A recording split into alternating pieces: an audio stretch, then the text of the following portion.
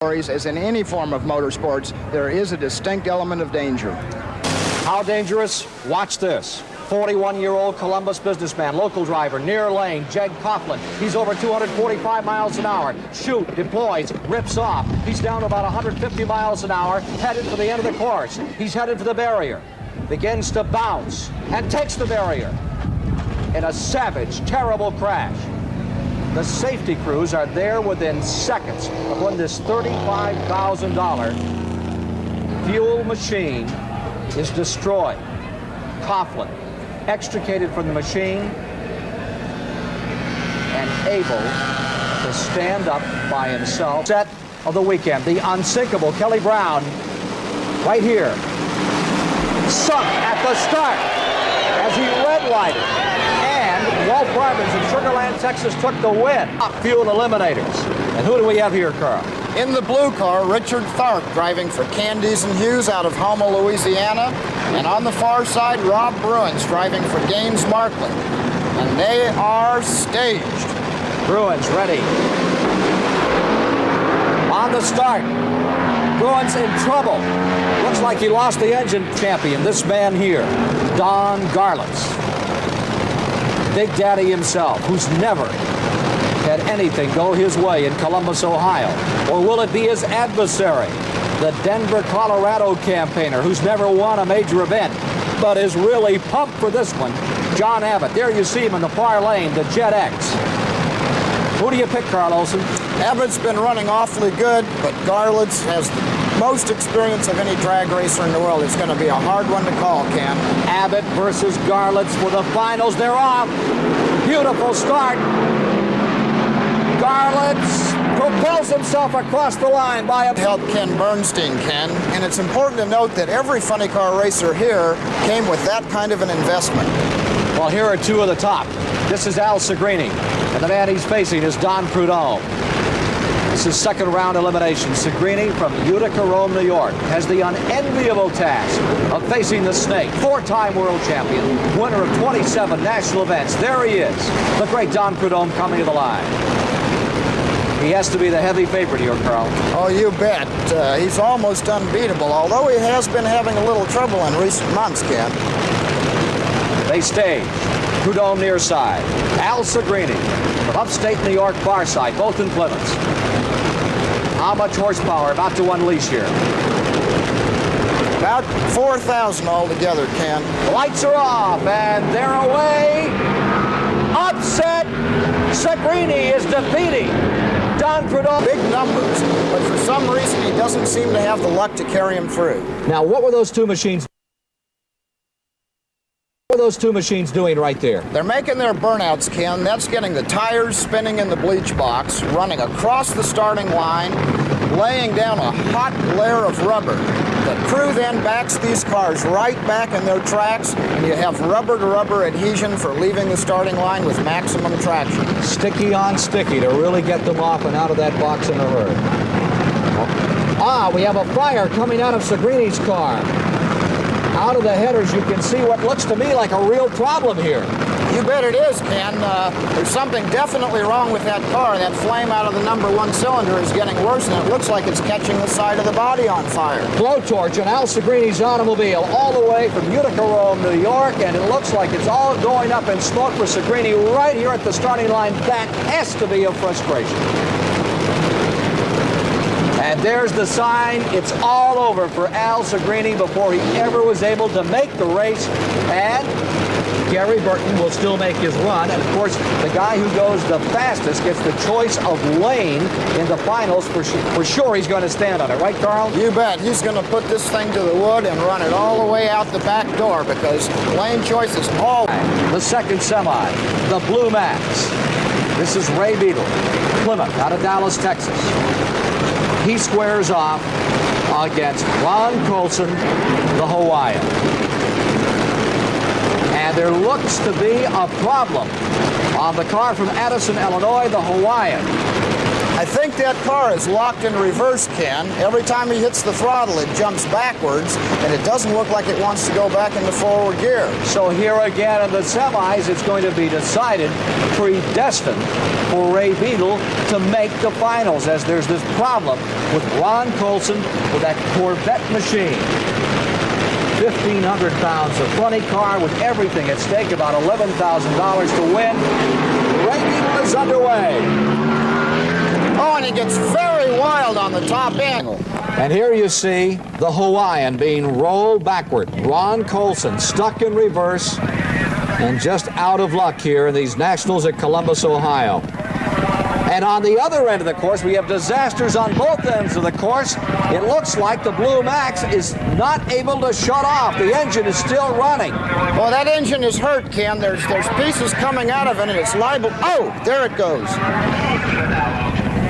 Beadle's engine finally expiring after devouring itself. Must have dropped a rod or something and just couldn't shut off for some reason. Let's take a look at this pro stock competition. This is Lombardo driving one of those pro stocks, extensively reworked. They run with carburetors. They use gasoline. That's Bob Glidden, who has won 9 straight times. The last time he was defeated was right here in Columbus, Ohio, a year ago. Lombardo has squared off against Bob Glidden 6 times and been defeated by him each time. Bob Glidden seeking his 24th major crown of the National Hot Rod Association. There's the grumpy Jenkins Camaro nearest to you. Bob Glidden on the outside, ready for the start. Remember, Lombardo was a whole shot expert. He really comes off that light, and he does. Pulls away. He has the advantage. Lombardo's out in front. They're even. Glidden is coming back at the line. Glidden wins it. Tharp, that's upcoming, but right now, it's the funny car finale from Columbus, Ohio. You're looking at the Orange Baron from Stanton, California, Gary Bergen, and there's the Blue Max, ready to go once again with the veteran Ray Beadle out of Dallas, Texas. How do you see it, Carlos? Well, you just can't call a race like this. They've both had trouble, but they've also both run good. They're off. Bergen away. Beadle comes back. Bergen throwing out a lot of smoke. Bergen wins it. The 1970 comes. Garlitz is ready to go against Richard Tharp. This is the one we've all been waiting for. The nitro-burning, top-fuel, ultimate quarter-mile acceleration vehicles. There you see Richard Tharp ready to take on the legend. Tharp in the number 8 Candies and Hughes machine. And there he is, Don Garlitz at the line. Great lead. Out in front, Garlitz loses it for a moment. Tharp gets sideways. Garlitz wins it. Don Garlitz pulls it off. The 2,000 horsepower. The lane choice going to Rob Bruins. He takes the left lane, obviously the better of the two. Shirley has got to try to master that tricky right-hand lane. And she smokes the tires. Rob Bruins pulls ahead and maintains about a car-length lead to the finish line. It's Rob Bruins winning it. Oh man, Big Daddy Don Garlitz has the lane choice, and he's taken, obviously, the left-hand lane. As Dave Yohara with a real strong burnout. This is intentional, that smoking of the tires. The reason the tires work much better when they are hot. And the burnout is done out of a puddle of water. Here, let's watch. You see the tires starting to spin very rapidly and the smoke coming off of them, burning the rubber. It does 2 things. It heats them up, it gets them clean, and it puts more rubber on the racetrack. But all the burnouts in the world have not helped that right-hand lane thus far. And Dave Yohara, with the good, the bad, and the ugly, that's the team of Velasco, Cohen, and Oswald, is picking on one of the toughest top fuel racers ever.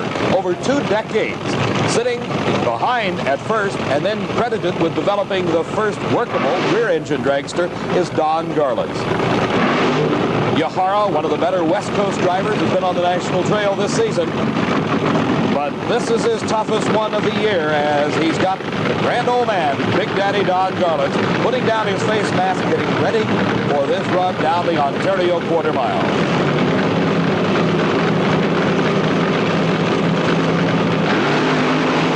Garlitz leads very hard. Yohara smokes the tires, almost to be expected. And look at Garlitz with the lead. And how about this? Low elapsed time of eliminations, 6.06. His speed, 240 miles. Beetle of Dallas, Texas, the famed Blue Max. It's been a long season, and it was just a couple of weeks ago when Beetle moved ahead of Prudhomme by 324 points when he won the Fall Nationals title at Seattle International Raceway. Raymond also winning the Summer Nationals in his quest for the lead in the World Championship Series. His competition on the line right now is Jeb Adolph, and Adolph is having problems with Pat Johnson's car. He cannot get it into reverse. He's down track after his burnout, trying to get the car to back up. Now, here it comes back. He may be having problems with the shifter, and what a break that would be for Raymond Beetle in this first round. As he said earlier, he needs to win each round and stay ahead of Don Prudhomme in his quest for the World Champions title. Again, still some problems with Adolph as Beetle begins to move to the starting line, and he may get the break that he needed. A single in the first round for Raymond Beetle. And the all-important World Championship Series points keeps Prudhomme. This is the most critical in his quest for the World Champion title. The burnouts are finished. They're approaching the starting line at Ontario Motor Speedway. And it'll be Tom McEwen out first. Prudhomme smokes the tires. It's over. Bill sits an alcohol-burning, supercharged Hemi engine that puts the panel truck on its rear wheels. And it stays on its rear wheels all the way through the quarter mile and a lot more. Sparks flying from the skid plates at the back of the car. The Model A Berry Wagon heads down the track. Wild Bill Shrewsbury at the controls. Okay, but Nicholson having to go back to his earlier Ford Mustang. It's a couple of years old, but the driver is 52, and he's still right in there with the best of them. Against him, the winningest Chevrolet of Frank Iaconio and Ray Allen, and it's a whole shot for Frank Iaconio, and he extends his lead at the finish. Iaconio wins it 8.66 seconds. Of Rare and Morrison from Arlington, Texas. Lee Shepard doing the driving against Bob Glidden, the defending world champion. In fact, he is the 1979 world champ, having wrapped up the title before the world finals ever got underway. For the 15th straight time, Bob Glidden has qualified in the #1 position. The lane just as tricky, that right-hand lane for the Pro Stock cars, as it is for the higher horsepower entries. And Glidden, with a quicker elapsed time the previous round, uses every bit of his horsepower in that Plymouth Arrow to his advantage as he takes the measure.